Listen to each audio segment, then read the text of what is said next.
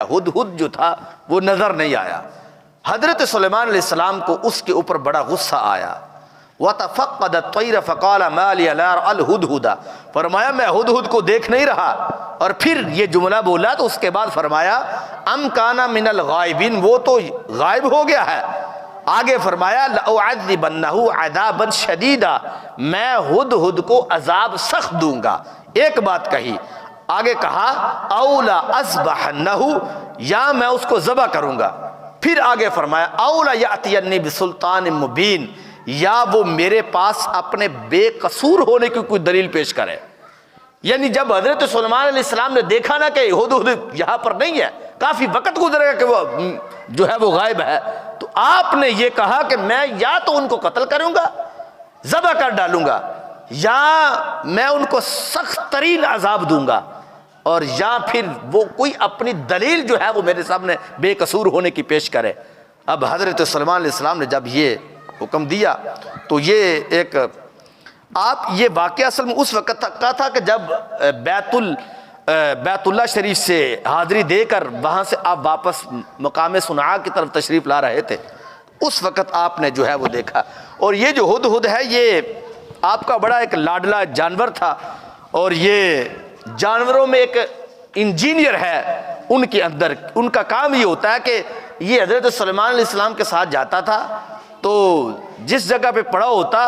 تو پہلے یہ اس جگہ سے دیکھتا کہ زمین کے کس حصے پر پانی ہے، جس حصے پر پانی ہوتا تو یہ جانور جو تھا وہی پہ کہتا کہ اے اللہ کے نبی علیہ السلام اس جگہ پر پانی ہے تو آپ اس جگہ پر تشریف فرما ہو۔ حضرت ابو ہریرہ رضی اللہ تعالی عنہ نے جب اس بات کا تذکرہ کیا نا، آپ سے ایک حدیث شریف مروی ہے، تو کسی راوی سے پوچھا کہ یہ ہدہد جو ہے یہ زمین کی تہوں کے نیچے پانی جو ہے اس کو پہچان جاتا ہے، لیکن یہ نہیں دیکھا کہ چھوٹے چھوٹے بچے جال لگاتے ہیں اور اس جال کے اندر یہ پھنس جاتا ہے، اس کو یہ پکڑ لیتے ہیں۔ تو زمین کے نیچے والے حصے سے پانی تو وہ پہچان لیتا ہے، دیکھ لیتا ہے، لیکن وہ جو قریب ہی جال ہے جو زمین کے اوپر ہے اس کو تو وہ دیکھ ہی لیتا، وہ تو پکڑا جاتا ہے۔ کیا وجہ ہے اس کی؟ تو حضرت ابو ہریرہ رضی اللہ تعالیٰ عنہ نے فرمایا کہ تقدیر کا جو جال ہوتا ہے وہ کسی کو نظر نہیں آتا، تقدیر کا جال کسی کو نظر نہیں آتا، کہ جب تقدیر کا سامنا کرنا پڑتا تو اس وقت بندے کو پتہ ہی نہیں چلتا کہ وہ شخص جو ہے کہ ہر چیز ان کی آنکھوں کے سامنے ہوتی ہے، اور بعض اوقات وہی چیز جو ہے ان کے لیے وبال جان بن جاتی ہے۔ تو حضرت ابو ہریرہ رضی اللہ تعالیٰ فرماتے ہیں یہ یقیناً یہ جانور جو ہے وہ ایک انجینئر ہے جانوروں میں، لیکن ان کو تقدیر کا سامنا کرنا پڑا، جس کی بنیاد پر حضرت سلیمان علیہ السلام جو ہے ان کو اپنے ساتھ تو رکھتے تھے، لیکن جس وقت یہ موت کا سامنا کرنا پڑتا تو وہ چونکہ تقدیر الہی ہوتی ہے جس کی بنیاد پر وہ ان کو نظر نہیں آتا، تو اس واسطے حضرت ابو ہریرہ رضی اللہ تعالیٰ عنہ فرمانے لگے کہ یہ تقدیر کا سامنا ہوتا جب وہ بچے پکڑتے ہیں یا کوئی ان کا شکار کرنا چاہتا ہے، لیکن جس وقت ان کو تقدیر کا سامنا نہیں ہوتا، زندگی بچی ہوئی ہوتی ہے، تو اس وقت کوئی اس کا بھال بھی بیگا نہیں کر سکتا ہے۔ تو یہ وہ ہدہد جو جانور تھا، اور پھر اس کے لاڈلے پن کی مثال تفسیر روح البیان کے اندر لکھی گئی ہے، اور بڑے لطیفے اس کے بارے میں لکھے گئے ہیں۔ ایک مرتبہ کی بات ہے کہ حضرت سلیمان علیہ السلام سے یہ کہنے لگا کہ میں آپ کے لشکر کی دعوت کرتا ہوں۔ آپ نے فرمایا تو لشکر کی دعوت کیا کر گیا؟ میرا تو لشکر ہزاروں کی تعداد میں ہے، تو کیسے ان کی دعوت کرے گا؟ کہا نہیں، آپ ہماری دعوت قبول کریں، میرا کام ہے آگے سے دعوت کرنا۔ حضرت سلیمان علیہ السلام نے فرمایا ہم نے تمہاری دعوت کو قبول کر لیا۔ ہزاروں کی تعداد میں وہ لشکر تھا جن میں جنات بھی تھی، انسان بھی تھے، اور پرندے دوسرے ہر قسم کی جو وسعت ہوتے تھے۔ تو کہا تو کیسے ہماری دعوت کرے گا؟ فرمایا نہیں، کہنے لگا کہ قبول کر لو۔ قبول کی، دوپہر کے وقت کی دعوت تھی۔ حضرت سلیمان علیہ السلام ایک دریا کے کنارے پر ٹھہرے، کافی بڑا دریا تھا، تو وہ جو ہدہد اب جانور تھا، آپ نے اس کو فرمایا میاں وقت ہو گیا ہے، اب لے کر آؤ کھانا، دعوت کے لیے ہم بیٹھے ہوئے ہیں، اب وہ جو ہدہد تھا وہ آسمان کے اوپر اڑ رہا تھا، کبھی ادھر جاتا ہے کبھی ادھر جاتا ہے، پھڑ پھڑانے لگا، یہاں تک کہ ایک چڑیا آئی، اس کو اس نے پکڑا، اس کے 2 حصے کر دیے اور اس کو اس دریا کے اندر پھینک دیا۔ جب پھینکا تو اس نے کہا کہ اے سارے لشکر والوں، سارے مہمانوں، اب میں نے بوٹی ڈال دی ہے اس شوربے کے اندر، جس کو بوٹی ملتی ہے وہ بوٹی لے لے، جس کو شوربہ ملتا ہے وہ شوربہ لے لے۔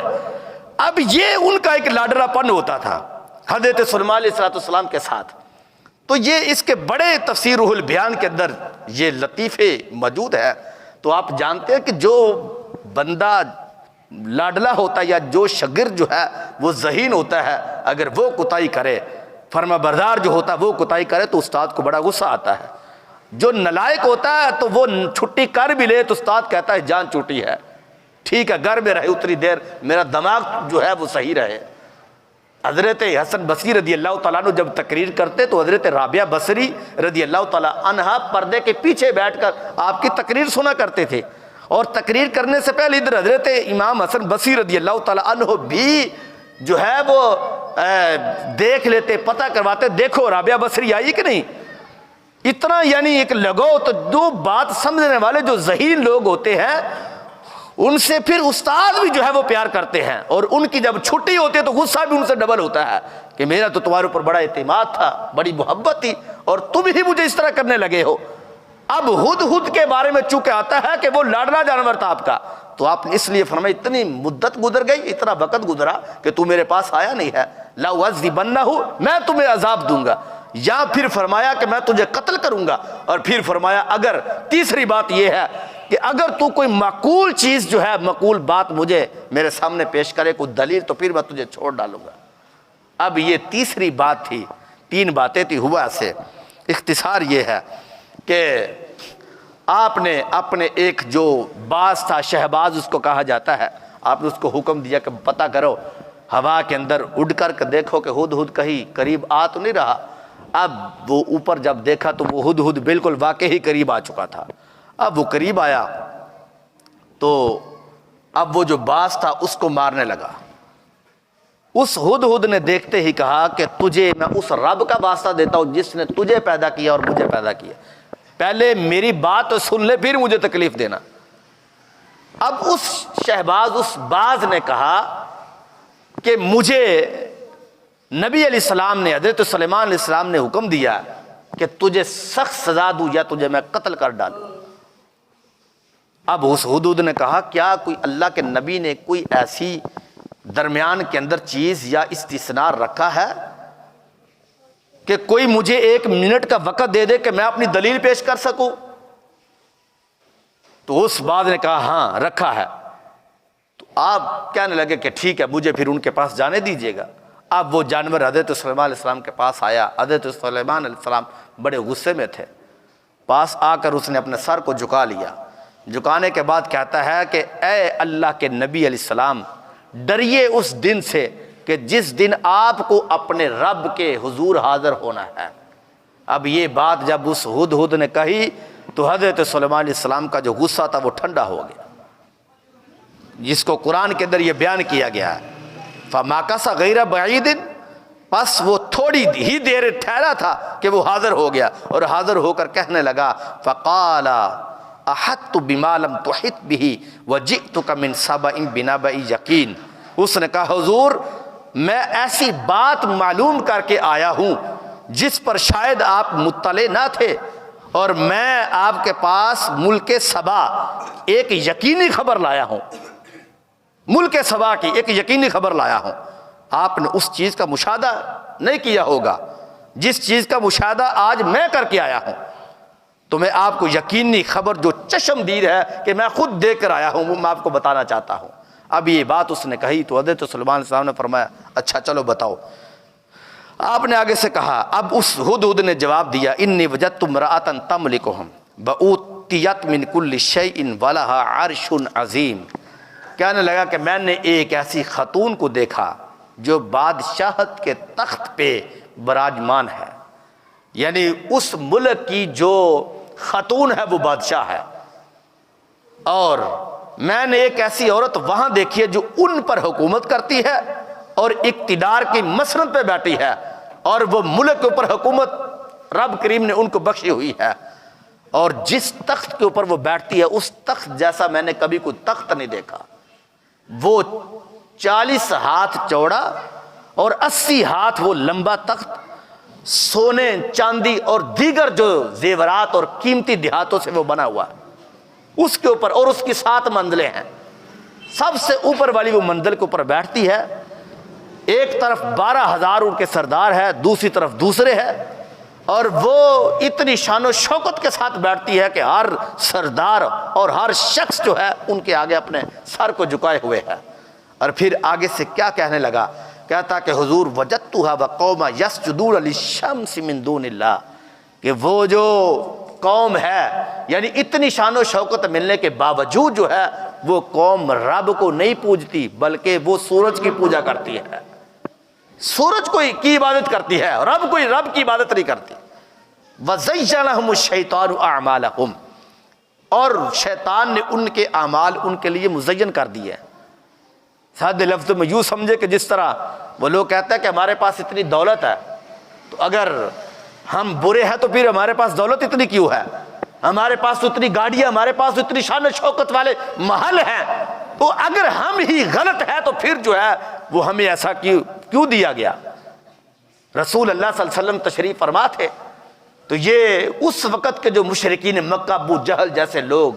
اور دیگر جو مشرکین مکہ تھے وہ کہا کرتے تھے، کہتے تھے کہ یہ حضرت بلال حبشی کو دیکھ کر، حضرت صہیب کو دیکھ کر اور دیگر جو صحابہ تھے ان کو دیکھ کر کہتے ہیں کہ دیکھو انہوں نے پھٹے پرانے کپڑے، بوری کا لباس پہنا ہوا ٹاٹ کا، تو یہ اسلام کی معاملہ قبول کرنے کی وجہ سے ان کے اوپر نحوست چاہیے ہوئی ہے۔ کہتے کہ دیکھو ہمارے اوپر رب راضی ہے جس کی بنیاد پر ہمارے اوپر اتنی دولت ہے اور ہمارے پاس اتنے محل ہے، اتنے جانور اور اتنے مویشی اور دیگر قسم کی جو سہولیات ہے وہ ہمارے پاس موجود ہے۔ تو یہ ان کا نظریہ تھا۔ اب اس ہدہد نے بھی کہا کہ حضور ان کی شان و شوکت بڑی، دولت ان کے پاس ہے، تخت اتنا بڑا ہے اور اس کے اتنے جہاں اس کی منزلیں ہیں، اتنے ہزار ان کے جو ہے وہ سردار ہیں، اور وہ ملکہ بلقیس جو ہے وہ اتنی بلندی کے اوپر بیٹھتی ہے اور وہ فیصلے وہاں پر کرتی ہے۔ اب یہ ساری باتیں اس نے سنائی تو کہنے لگا وَزَيَّنَ لَهُمُ الشَّيْطَانُ أَعْمَالَهُمْ، اب وہ جو تخت تھا، وہ جو دولت تھی، وہ سرداری تھی،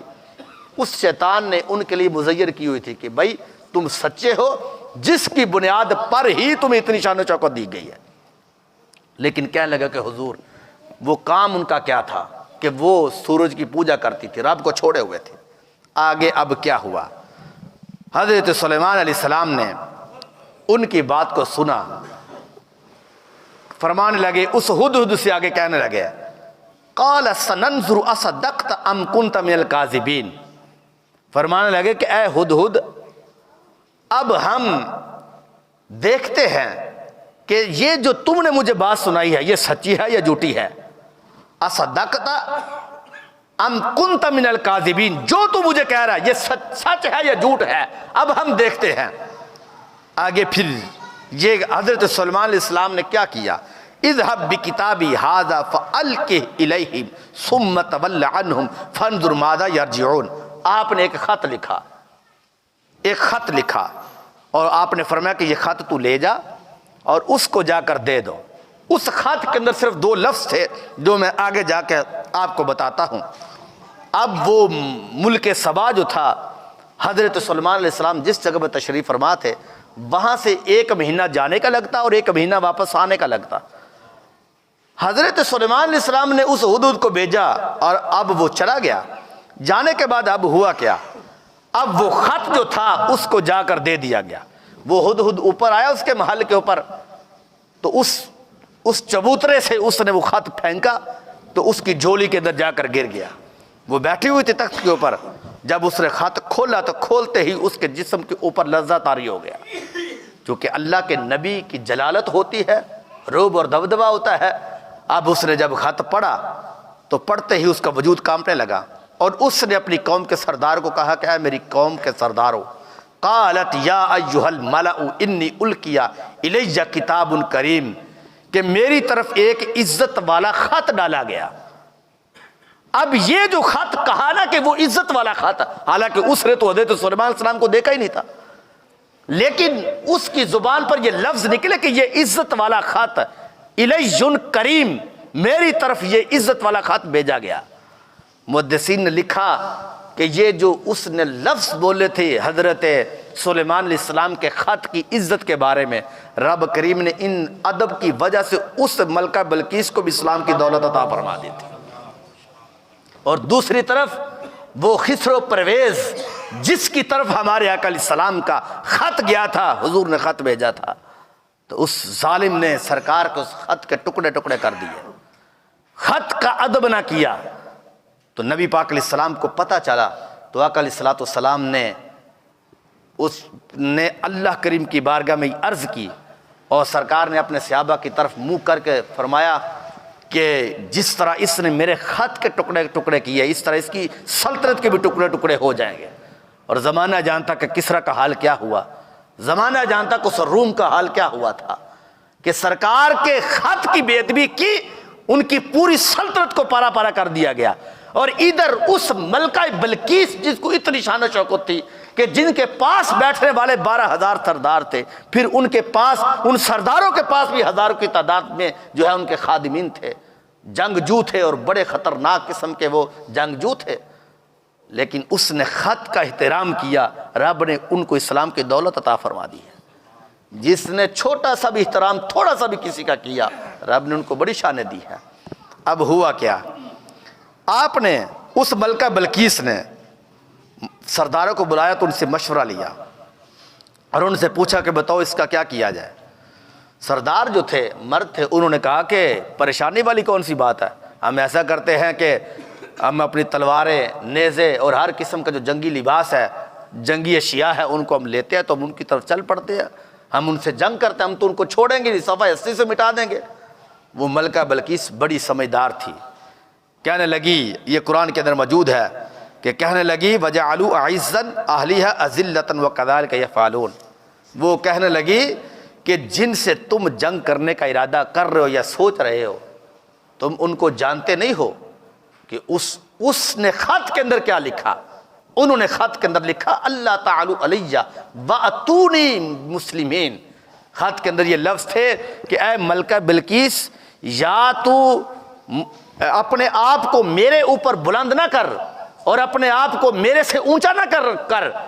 یا تو کلمہ پڑھ لے یا اپنے ہتھیاروں کو گرا دے، یا جنگ کے لیے تیار ہو جا، یا تو کلمہ پڑھ کے مسلمان ہو کے میرے پاس آ جا۔ یہ دو لفظ تھے۔ یہ لفظ اب جب ان کو سنائے گئے تو انہوں نے پھر اپنے آپ کو جوش دیا تو کہا کہ نہیں، ہم جنگ کرنے کے لیے تیار ہوتے ہیں۔ اس ملکہ بلقیس نے کہا یہ تمہاری سوچ غلط ہے، پہلے ہم ایک کام کرتے ہیں، دیکھتے ہیں کہ چونکہ بادشاہ جو ہوتے ہیں وہ سونے چاندی کے اوپر بڑا خوش ہوتا ہے جب ان کو کوئی جو ہے وہ تحفہ دیا جائے۔ اب اس ملکہ بلقیس نے ایک اینٹ پکڑی اور اینٹ پکڑ کر اس کو خوبصورت کپڑے کے اندر ریشمی لباس میں لپیٹ کر اپنے ساتھیوں کو بھیجا۔ 1 مہینہ جانے میں 1 مہینہ آنے میں لگتا تھا۔ بھیجا، کہا جاؤ حضرت سلیمان علیہ السلام کو یہ اینٹ دے دو، اس بادشاہ کو اینٹ دے دو۔ اب وہ جس وقت آئے تو اللہ کے نبی چونکہ جانتے ہیں اپنی نگاہ نبوت سے، اب وہ جب قریب ہی پہنچے تھے تو حضرت سلیمان علیہ السلام نے اپنے جنات کو بلایا، اپنے خادمین کو بلایا۔ آپ نے ان کو بلایا تو بلایا، فرمایا میرے اس تخت کے اوپر 1000 سونے کی اینٹ جو ہے وہ لگا دو۔ اب وہ 1 اینٹ لے کر آ رہے ہیں، تم 1000 اینٹ میرے ارد گرد لگا دو۔ وہ 1000 اینٹ وہاں پر لگا دی گئی۔ اب وہ جو خادم تھے 1 اینٹ بڑی چھپا کر لے کے آ رہے تھے۔ اب وہ جب ان کے قریب پہنچے تو دیکھا اس تخت کے اوپر ان کے پاس 1 اینٹ تھی تو اوپر 1000 اینٹ لگی ہوئی تھی۔ اب وہ اینٹ جو چھپائی ہوئی تھی تو چھپائی رکھی انہوں نے، کپڑا نہیں اتارا، اس نیت سے کہ یہاں پر تو اس سے کئی زیادہ گنا جو ہے وہ اینٹیں پڑی ہوئی ہیں، تو ہم 1 اینٹ ان کو دے گے تو یہ تو ہم خود شرمندہ ہوں گے کہ جن کے پاس ہزاروں اینٹیں ہیں اور ہم 1 اینٹ دے کر کیا کریں گے۔ وہ ایسے ہی شرمندگی سے وہ واپس چلے گئے اور جا کر انہوں نے ملکہ بلقیس کو وہ اینٹ واپس کر دی۔ کہا ہم جب وہاں پر پہنچے تو اس جگہ پر اس اینٹ سے 1000 گنا زیادہ اینٹیں پڑی ہوئی تھی، تو ہم اس شرمندگی سے واپس آ گئے۔ یہ جو اللہ کے نبی ہوتے ہیں، اللہ کے نیک بندے ہوتے ہیں، ان کو ان چیزوں سے کوئی تعلق نہیں ہوتا، کوئی سروکار نہیں ہوتا کہ یہ چیزیں بڑی قیمتی ہے، سونا ہے وغیرہ وغیرہ، ان کا ان کے ساتھ کوئی تعلق نہیں ہوتا۔ کیونکہ ان کی توجہ رب کریم کی بارگاہ میں ہوتی ہے۔ یہ جانتے ہو کہ بر صغیر کا بہت بڑا ایک بادشاہ گزرا کہ جن کا نام جو ہے علاؤدین خلجی تھا۔ ان کے بارے میں آتا ہے کہ یہ ساری زندگی تمنا کرتا رہا تھا حضرت خواجہ نظام الدین اولیاء سے ملنے کے لیے، لیکن آپ فرماتے تھے کہ میں تمہیں کبھی بھی نہیں ملوں گا۔ پوری زندگی تمنا کرتا رہا۔ ایک وقت ایسا بھی آیا کہ یہ جو ہے وہ بن بتائے وہاں سے چلا اور چل کر حضرت خواجہ نظام الدین اولیاء کی درگاہ کے اوپر آ گیا۔ اب حضرت خواجہ نظام الدین اولیاء کے 2 دروازے تھے، تو آپ فرماتے تھے کہ اگر تو ایک دروازے سے آیا تو میں دوسرے دروازے سے نکل جاؤں گا، اور اگر تو دوسرے سے آیا تو میں پہلے دروازے سے نکل جاؤں گا۔ یہاں تک کہ جب وہ آیا تو آپ کو پتہ چل گیا کہ وہ قریبی پہنچا ہے، تو آپ نے اپنے خادموں کو اس اپنے درگاہ کے دروازے کے اوپر کھڑا کر دیا، کہا اس کو اندر نہیں آنے دینا۔ اب وہ جب وہ آیا، چونکہ جانتا تو وہ بادشاہ بھی تھا، اور یہ بات حقیقت ہے کہ جو مریدین ہوتے ہیں اپنے پیر کے لیے جان تو دے دیتے ہیں، لیکن پیر کی بات کبھی بھی وہ موڑتے نہیں ہیں۔ اب چونکہ کھڑا کیا تھا حضرت خواجہ نظام الدین اولیاء نے، کھڑا کیا گیا، اب وہ آیا تو اس نے کہا چلو ٹھیک ہے۔ اس نے ایک خط لکھا، اس کے اوپر 2 لفظ تھے، کہنے لگا کہ بادشاہوں کے دربار کے بھی جو ہے وہ دربان ہوتے ہیں، اور تمہارے بھی یہ دربان کھڑے ہیں، چوکیدار کھڑے ہیں، تو پھر تمہارے فقیروں میں اور امیروں میں فرق کیا رہا؟ یعنی بادشاہوں میں اور فقیروں میں کیا فرق رہا؟ ہمارے بھی چوکیدار ہیں، تمہارے بھی چوکیدار ہیں۔ حضرت خواجہ نظام الدین اولیاء نے جب اس خط کو دیکھا تو اس کے پیچھے والے حصے پہ لکھ دیا کہ تمہارے جو دربان ہوتے ہیں وہ فقیروں کو روکنے کے لیے ہوتے ہیں، ہمارے جو دربان ہوتے ہیں وہ بادشاہوں کو روکنے کے لیے ہوتے ہیں۔ یہ جملہ لکھا، اس کو واپس دے دیا۔ اب اس نے کہا چلو ٹھیک ہے نظام الدین، تم مجھے نہیں ملنا چاہتے تو نہ ملو، پھر مجھے اپنا برچی خانہ ہی دکھا دو کہ جس جگہ پہ تمہارا برچی خانہ وہاں پہ لنگر پکتا۔ اب وہاں پر وہ جس وقت علاؤدین خلجی گیا، وہاں پر دیکھا کہ جانور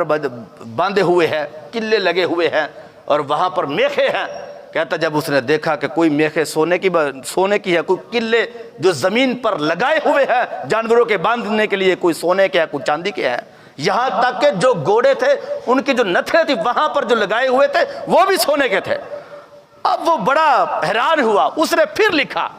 اس نے کہا کہ سونا تو بادشاہوں کے پاس بھی ہوتا ہے، ہمارے پاس بھی سونا ہے، اور فقیروں کے پاس بھی سونا، پر تمہارے اور درمیان ہمارے درمیان فرق کیا رہا؟ تو حضرت خواجہ نظام الدین اولیاء نے پھر اسی کاغذ کے ٹکڑے کے پیچھے لکھ کر بھیجا، کہا جو بادشاہوں کے پاس سونا ہوتا ہے وہ اس سونے کو سنبھال کے رکھتے ہیں، اپنے قیمتی خزانوں میں اس کو رکھتے ہیں، جبکہ جو فقیروں کے پاس سونا ہوتا ہے وہ جانوروں کے قدموں کے ساتھ باندھ کے رکھتے ہیں۔ یہ اس کی حیثیت ہے۔ یہ جس وقت بہار چین ایک قلین تھا بڑا مشہور، جب یہ ایران فتح ہوا نا تو یہ بڑا مشہور ایک قلین تھا، سرخ رنگ کا تھا۔ جس وقت یہ قلین ایسا تھا جو اس کے اوپر بیٹھ جاتا تو اپنے آپ کو بڑا اعزاز مند سمجھتا تھا، اور اپنے آپ کی بڑی شان و شوکت جو ہے وہ اپنی محسوس کرتا تھا۔ تو کہتے ہیں کہ یہ جس وقت فتح ہوا نا تو حضرت عمر رضی اللہ تعالیٰ